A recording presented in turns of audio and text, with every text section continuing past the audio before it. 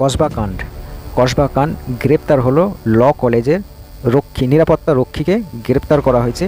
যে ল কলেজের একটা ছাত্রী ছিল, সেই ছাত্রীকে ধর্ষণ করা হয়েছে। কসবা যে ল কলেজ আছে, সেই ল কলেজে এই দুর্ঘটনাটা ঘটেছে গত একদিনের মধ্যে।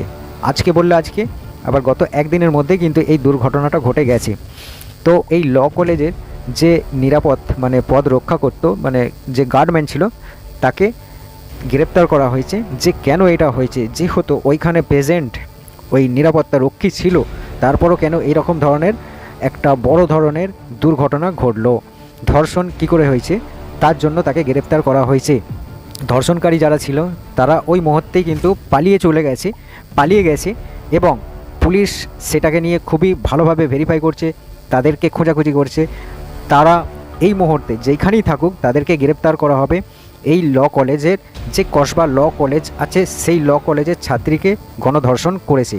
রক্ষী যে ছিল, সেই নিরাপত্তা রক্ষীকে বারবার তিনি বলেছে ওই ছাত্রী যে আমাকে সাহায্য করো, আমার উপরে দয়া করো, এরা আমার সঙ্গে জবরদস্তি করছে।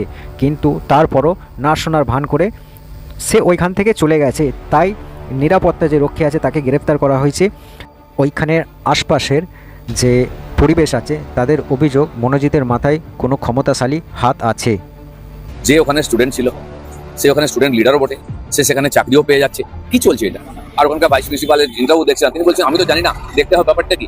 তো এখানে আইন কানুন নিয়ম বলে কিছু নেই, একজন দুজন তিনজন লোক মিলে সব চালাচ্ছে। নাহলে এখন অনুব্রতর মতো লোক যে কোনো সরকারি পদে নেই, সে একটা জেলা দণ্ডমুণ্ডের কর্তা, এসপি ডিএম এর ট্রান্সফার হবে কিনা, পশ্চিম হবে কিনা তিনি ঠিক করেন। তা তারই মতো এরকম যারা অতি সাধারণ স্তর থেকে উঠে এসেছে লোকেরা, তারা আজকে অ্যাডমিনিস্ট্রেশন চালাচ্ছে। এই মন্ত্রী, মুখ্যমন্ত্রী, এইসব সংবিধান সব ফালতু, কিছু দুর্বৃত্ত দুষ্কৃতকারী আজকে এখানে পশ্চিমবাংলা দণ্ডমুণ্ডের কর্তা।